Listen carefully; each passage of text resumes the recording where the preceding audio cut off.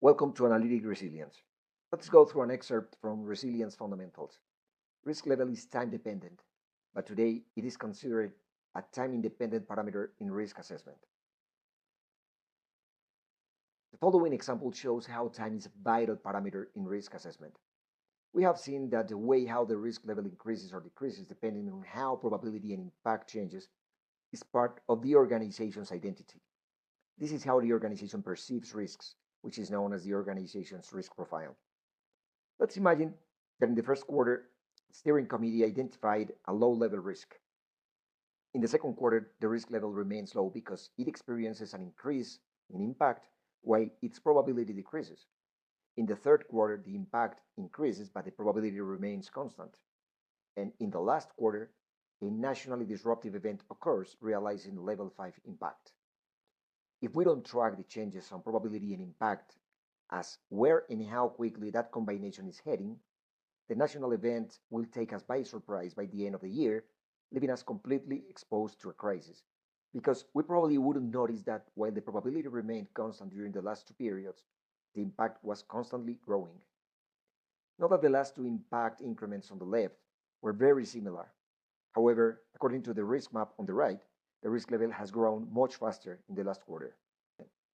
In previous sessions on risk management, we proposed a three-dimensional risk map based on a mathematical justification.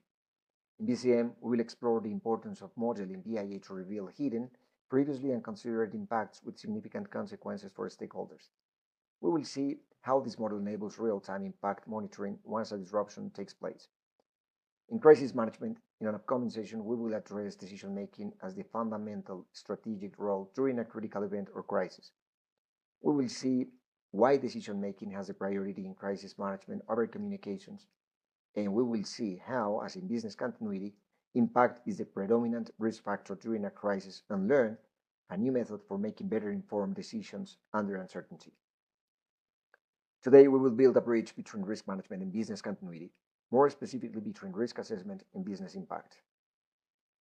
Let's suppose this surface corresponds to a certain organizational risk map, as discussed in previous videos, with the x-axis being the probability, the y-axis the impact, and the height the resulting risk level due to a given probability and impact. This organization has identified two risks. Risk 1, a very low risk, while risk 2 is a mid-level risk.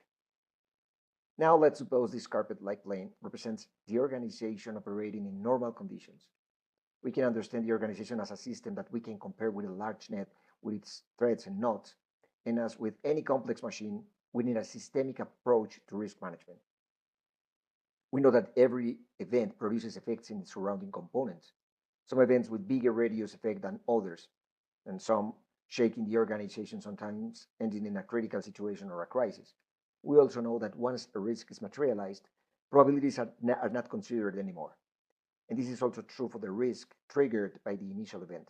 If we have a map of risk correlation, then we can anticipate the response to subsequent risks materialization, helping to prevent the organization to fall in a chain of unanticipated, well-assessed risks, causing a similar series of disconnected reactions that can easily drag the organization to chaos. In our graphical example, when the organization is initially hit by a low-impact incident that materializes one assessed risk, in our case the risk 1, given that risk 1 is a low-level risk, the incident activates the prescribed procedures that may be contained into the department the incident has occurred. However, as it happens with any system, the effects may escalate in a cascade of correlated events or effects of different nature and eventually higher. And we know that this new materialized risk may activate the crisis committee depending on the impact level. As it was mentioned earlier, the probability of a materialized risk vanishes with time axis taking its place, since now the real-time indicator to help manage the situation is impact versus time. This applies to any risk where the indicator may be measured, as we will see with disruption events. Reputational impact is a good example of this, which may be fed by official and social media with the help of BI using artificial intelligence. Let's see what happens with a disruption event and the impacts derived from it. To have a quantitative monitoring of ongoing disruption event impacts, we must take the impact values from the BIA analysis, like that on the left, and build an interpolating function representing the impacts in time, just like the red curve on the right. If the RTO is 6 hours, and for any reason the strategy is not up on time, with this interpolating function, the apparent impact, it is possible to extrapolate future impact values to infer how the impact increases in time after RTO, even when those values were not gathered during the BIA interviews. It is important to know that the exponential function is typically the best fitting curve representing the disruption impacts. In this example, the disruption impact increases by 1 during the first 3 hours, while it takes only 1 hour to increase about one level between 6:30 and 7:30, and the same increment between 8:30 and 9. This means that one level increment took 3 hours in the first laps. Later, we will have one level increment taking only 1 hour, and finally 30 minutes. The inherent impact represented by the blue curve is completely derived from the apparent impact, which in turn is obtained during the BIA interview. Inherent impact is only dependent on these parameters without any additional parameter. To prove it, if the strategy is never set, is never activated, the blue curve remains exactly behind the red curve. Note that the interruption risk appetite is implicitly defined by RTO, which means that the maximum tolerable impact is about 0.4 in this graph. However, the product service delivery interruption has consequences on the interested parties that don't stop immediately when the strategy is on. The customers have to deal with the backlogs and the effects of disruption sometime after recovery. Additionally, depending on the apparent impact function, this is how fast it grows in time, the maximum impact may be far above the defined impact appetite. Remember that when the event occurs, the probability variable disappears because it is now 100%, and the risk appetite turns into impact appetite, which is the maximum damage or loss accepted due to an interruption. According to the graph, the inherent impact is greater than the accepted level, which means that we need to reduce the RTO to prevent the blue curve from going over 0.4. But however, we can choose to accept the maximum inherent impact or any impact in the middle, but now knowing the consequences.